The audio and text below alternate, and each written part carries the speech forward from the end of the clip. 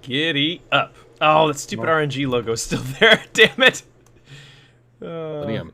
Clan logo B, turn off. Bang, got it. Okay, well, here we go, I guess. So, if it's all right with you, I'll go ahead and get us started off with the AP side. How's that? Yep. Okay, so coming in on the AP side, we're going to be seeing what we predicted: a pair of Smalllands followed up by 3 Petro, 2 Stali, and then 2 big 18-inch chuckers in an Ohio and a Thunderer. So, yeah, go for it. What's On the RNG? RNG side, it is full communism breaking out across the ocean. There's Yikes. double Kremlin, double Moskva, double Petro, triple Stalin. There's all sorts of wistful times to the Cold War. Perhaps this time they can take it to AP and win it. I guess I don't know. Yeah. This is going to be very interesting. Now, it's worth pointing out in Game 1 here of AP versus RNG that we have actually cast these two teams go up against each other twice now. Actually, I think they played 3 games versus each other already, and they were very exciting games. So here's what we're going to see coming in so far from AP. We obviously have a Smallland going to each of the far caps, nothing at the moment going towards the center cap of B. We have a Petro, a Stali, and a Smallland going to each side with 1 battleship. Looks like an extra Petro going to the north side.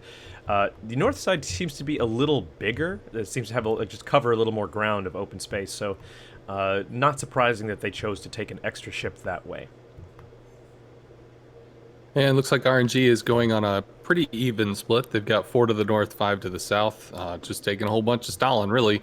They do technically have a diverse crew in the north with the Moskva, Petra, Stalin, Kremlin. So, diversity, a little bit of everybody, and a little bit of everything else going into the south. One huge thing that's really going to factor in here is the Smalllands versus the additional Stalins.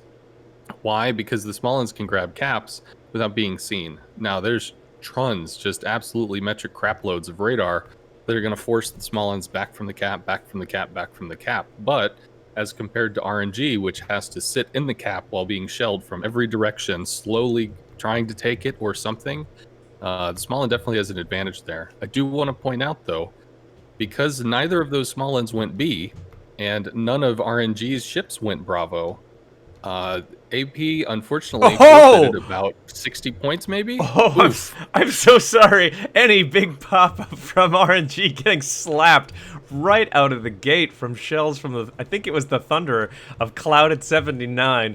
A big oofy start to this Stalin Wall game. Oh my lord. Oh, and even more following right behind it. He's all the way down to 40. Yeah, he's throwing the heel and he's bailing, but that is something that RNG is going to have to deal with on this open map.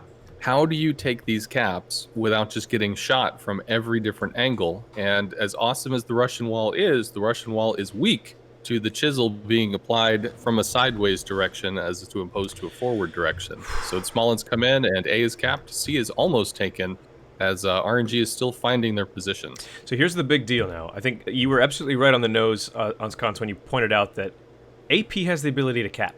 RNG does not have the ability to cap, and the only hope that RNG really has here is to prevent the Smalllands from actually capping out, which already, right out of the gate, they have not been able to do. In the A side, they have not put a single one of these 4 12-kilometer Russian cruisers onto the standard the standard island that we almost always see. They did so in the north. They have the Moskva of Tommy Boy PDX lining himself up nicely on that rock there to provide cap pressure and radar over the sea cap, while they do have a Petro going around the north of Darksteel to try and fill in whatever gaps, but they have already lost both caps in the and frankly the Smalllands can now reposition to B and cap that out if they so choose. That is true, although neither Smallland seems inclined to do so. Both of them, I guess, figuring that they're hardcore in spotting duty until everybody really starts opening up with long-range shell fire to spot themselves. We do have the Thunderer in the south on A-cap of Clouded 79, trading with the Kremlin Wandering Bread. Back and forth they go, chiseling each other at roughly the same rates.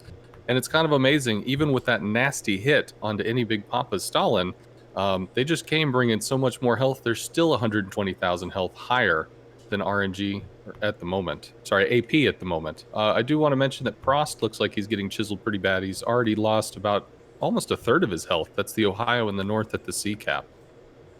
Yes, absolutely. So one of the things we've gone through some of the disadvantages that RNG has here, bringing an entire wall of Soviet steel. One of the crucial advantages is they just start with a giant block of health over AP, as AP has a pair of Smolens that just don't have that same amount of health. Smolens now taking some damage as they, yes and do, in fact, running into the radars, but the torpedoes making themselves felt here. A couple of torpedoes going to slam into the Kremlin of Wandering Bread. Just, oh my goodness, he just barely scraped some paint off that. Wandering Bread going to have to explain that one to his insurance company, how that was a near miss when he gets back into port. Oh yeah, it looks like those Smolens are hanging out for the spot, and suddenly RNG realizes they have 4 ships, we have 5 ships. We win, and now they are moving forward to hard contest. Kremlin is in A, so they can be reset relentlessly while still shrugging off the punishment. And I guess the Stalingrad of any big papa, the most wounded Stalin of them all, is probably going to dip his toes into A and see what he can do there as well. On the plus side, though, our AP was now forced to realize, hey, maybe we should just bail the Smolensk and go grab B. Had B been grabbed, they could be an additional 60 to 90 points up right now. Little surprised we haven't seen that happen. Up in the north, AP is 5 ships to 4, and they are not making any moves other than to just dig in and wait. Absolutely. So, AP obviously realizing that they have the advantage in the C cap, but playing a little more careful, knowing that there's this Kremlin sitting right in the center of the channel entrance, right there, sort of saying, "Bruh, I dare you, take a shot at me, go for it." AP being, I would think, very wise in knowing that the Kremlin is a damage sponge, and he's there to take those shots, choosing instead to focus on the Moskva of Tommy Boy PDX, who just simply can't shrug off damage or heal it quite as well as the Kremlin can. AP, once again, as you were saying, melting away from the A-cap, but taking a lot of damage as they go. I'm sort of interested to know if the Stalingrad of Woshi Dehunzi is actually being hard spotted. I don't believe so. It might be worth going dark and silencing his guns just to try, as the Smolen does in fact start capping B. It's throwing torps at the Kremlin of Wandering Bread. Kremlin going to take at least one, I believe. Will he? Maybe not. No, he's definitely taking one, possibly two. Oh yeah, he's definitely got 2. It looked like he was slowing down and then actually sped right back up so that he could go ahead and catch those. Yeah. What a gentleman. Maybe he was trying to get the out, but unfortunately he just lost the nose into a flood. The Stalingrad of Wuxi is running down to 19. Petra soon to be pinched. Clouded 79 and his Thunder are backing off as well. If we look at the other AP battleship, Prost down to 39k as he has to back off too. Something to notice. Both of these Kremlins covered in armor, being shelled by HE, they're going to shrug off so much of that damage. Maybe they'll take some fires or whatever. However, the Thunderer and the Ohio can be penned from pretty much every angle by every ship if they choose HE, and we're seeing that health bleed occur on that Ohio and Thunderer, whereas the Kremlin's just not. One of their Kremlins is hurt, but the other one's perfectly okay as Tommy Boy in the Moskva starts to retreat. Yep, and so I like seeing this, though. We've seen the KV-2, the small end of KV-2 from AP, has now gone through B and is attempting to cheekily get behind enemy lines here. He's sort of trapped between the Moskva of Tommy Boy PDX and the other Soviet steel coming in from A. Will he get taken down or lose too much HP? The small end having a very, very nice health regen ability, but at the same time also being... not having any smoke. Perhaps not relevant against so many radars, but looking up at the C-cap, it does look like Tommy Boy PDX has taken a lot of damage. First blood goes to AP as Wandering Bread's Kremlin goes down after taking multiple torpedoes and just lots and lots of fire coming in from the Thunderer. First blood going to AP here on Crash Zone Alpha. And as those torps swing across the A-cap, our... Secret Adventurer KV-2 has been spotted by the Moskva of Tommy Boy, who only has 6,500 health left. Might have looked like he threw the radar out simply because he was about to die. However, when they noticed the torps, they called, we have a sneaky boy in our backline, and that radar did actually light him. They know where he is. Suddenly, the RNG assets down at A, one of those Stalin's incredibly low, any Big Papa continuing to take shells. They know they have a torp threat behind them. So they have to move forward to take positions. They have to focus down Woshi. They have to take out Quincy. They have to break this front so that they can stay safe from KV-2 with the flank. Absolutely. Our lone adventurer here, our lone wanderer, KV2, circling around, getting into a position where if that Moskva-Stalingrad Petro combo from RNG and A, if they don't continue to move forward into the guns of Clouded and Woshi, Hunzi, and Quincy, they risk taking torpedoes in the butt from KV2 on his quest out here. Up here at the C-cap, still a lot of window staring as just shots being traded all over the place. The Kremlin of St. Polaris now having moved into C and attempting to cap it, being reset constantly, though, as the Thunderer of Clouded from AP taking down the second Soviet Steel as, oh man, as the Petra of Quincy also dies. But this was the strong side of RNG, and it has been blunted as 2 ships now down from their strong side against 1 from AP. Well, they did basically what the Stalin tactic is that you have a lot of health and you trade it for map advantage. The big question is, when you take that map advantage, do you put yourself into a flank? Because if you show off your side, you're going to get citadeled and dropped really quickly. We still see AP with the high point lead after taking A, B, and C and making the opposing team fight for it. Oh my goodness. Yeah, huge shots out of the Petro, who has claimed Wow. that flank on that Kremlin. Big hits, big hits. Looks like the Kremlin's going down, but Jason's going to pay for it with only 9k health left. As soon as he gets those flash, there it is. Jason takes the Kremlin with the side shots. Once again, once you take that flank, you start to own the Stalinium.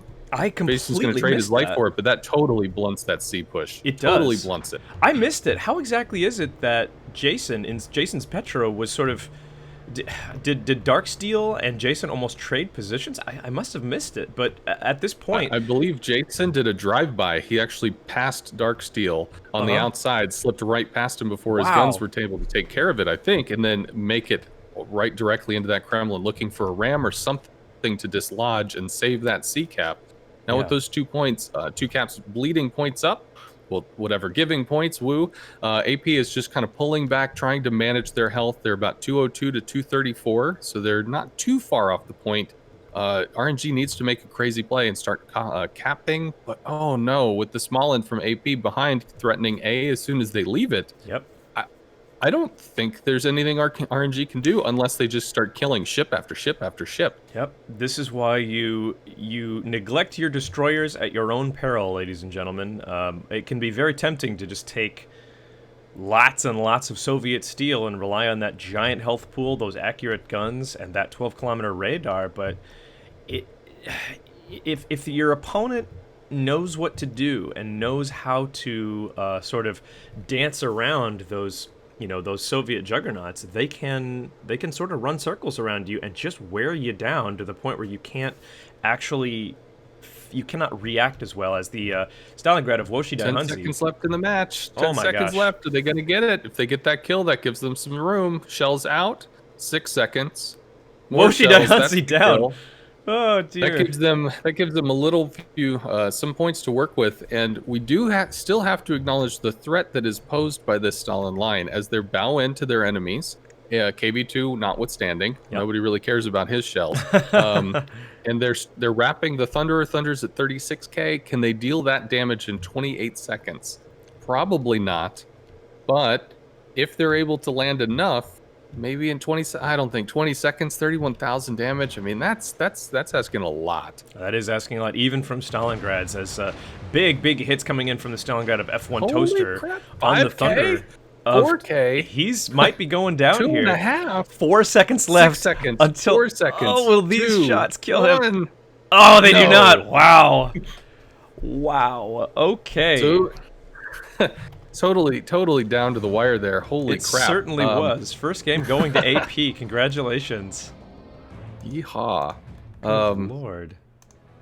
Goodness, that was definitely a nice little finisher there. Yeah. The real question, I mean, yeah, they had their backs against the wall, but if they could get a kill and they get another kill and they get another kill, it might actually see plays happening. But no,